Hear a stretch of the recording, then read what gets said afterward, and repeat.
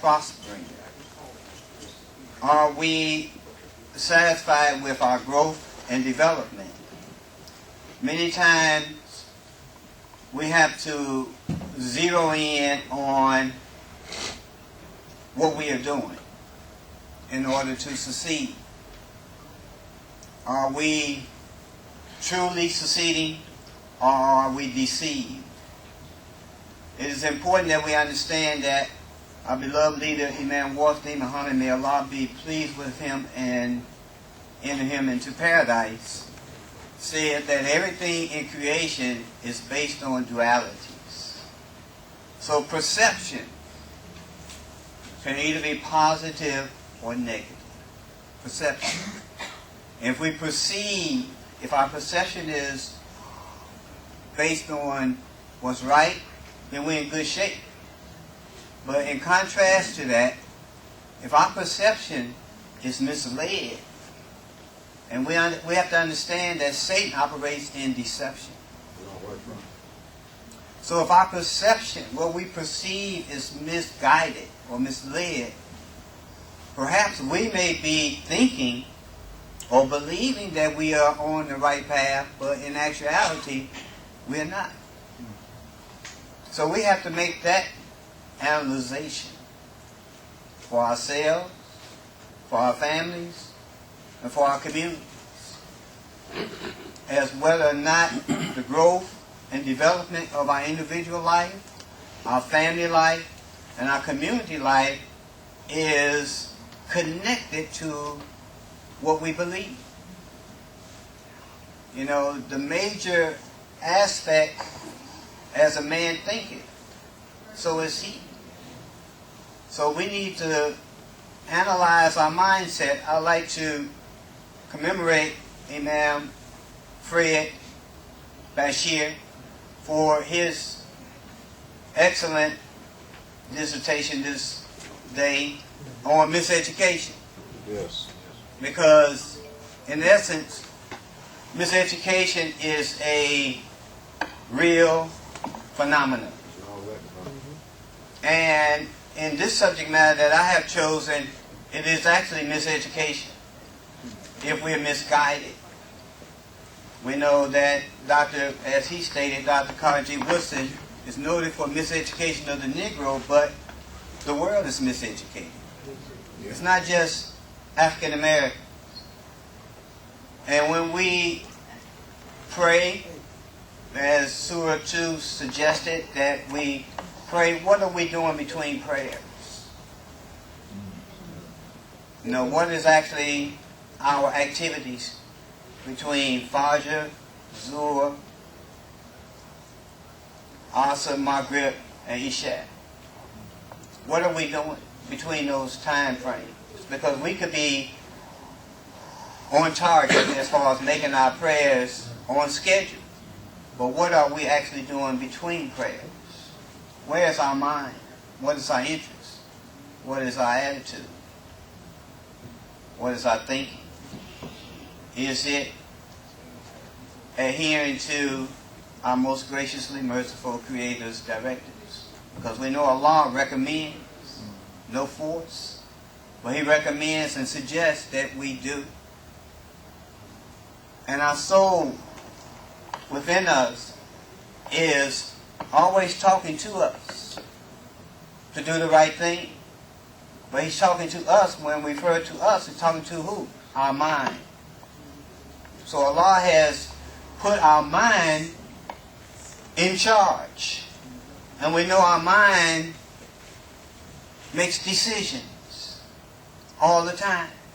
That's a tremendous amount of power that we have been given, is the power of choice. No other creation throughout this universe has that power other than the human being, and that's the power to choose. And in contrast, if we choose to do the correct thing, then there are consequences. And in reverse of that, or in contrast, as stated earlier, if we decide to do what's not in our best interest, there are consequences. So whatever we do, there are going to be consequences, either good or bad. positive or negative, growth or self-destruction. Or we may be in denial. We have to look at the mind, how the mind can play games on us, and who's behind the deception is none other than Satan. So in other words, Satan can land into our thinking in a deceptive way to make us think we're okay, but in actuality, we're being deceived. Because that's how Satan tripped up Adam and Eve, was through tricks, lies. He comes in the form of moral intelligence. Moral intelligence means that he wants us to think that we are right or good.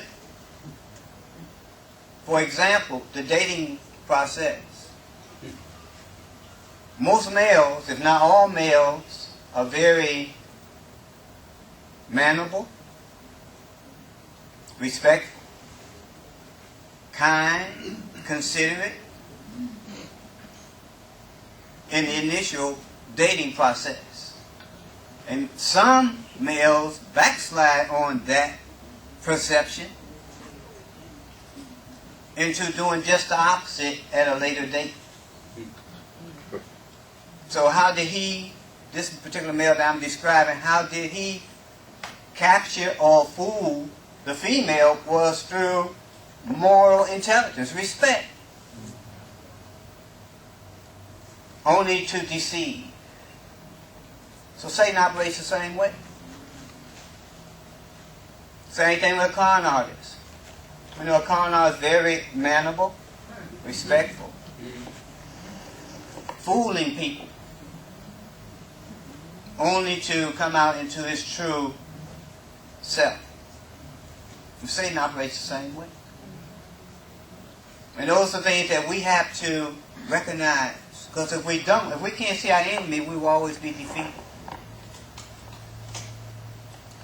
So, it is imperative that we recognize what we're dealing with in our growth and development, whether or not we're going to succeed and be prosperous, as the Quran stated, as I read in Surah 2. More than just prayers, more than just charity. If we're on the right guidance, we got to be truly in the thinking, and we recognize, what do our minds do? Our minds receive information, for example, from our five senses. If it's cool in here, our sense of feel is giving a directive to our mind that maybe I need to put on a jacket, or maybe I need to turn up the heat. You know, and if we don't follow what our senses have recommended, we could be in serious trouble or have dire consequences because we ignored the warning coming from our senses. So we see how valuable the mind is. The mind cannot afford to trip up. If I was asked, what's 6 times 7? Immediately we know it's 49. Mm-hmm. Oh. So I've been corrected. You see how the mind operates? It's just like a computer. If we program it correctly, we can bring it up when we need it. But if we have not programmed the mind, then we still don't know what's 6 times 7. Because it has not been programmed. So that's telling us that we should always be studious and learning. Because we cannot fall under the deception to think we are grown. Because we know in Islam we are told we learn from the cradle to the grave. So this world, we have to understand that education is more and goes far beyond academics. We shorten our intelligence when we only think of education as within just academics.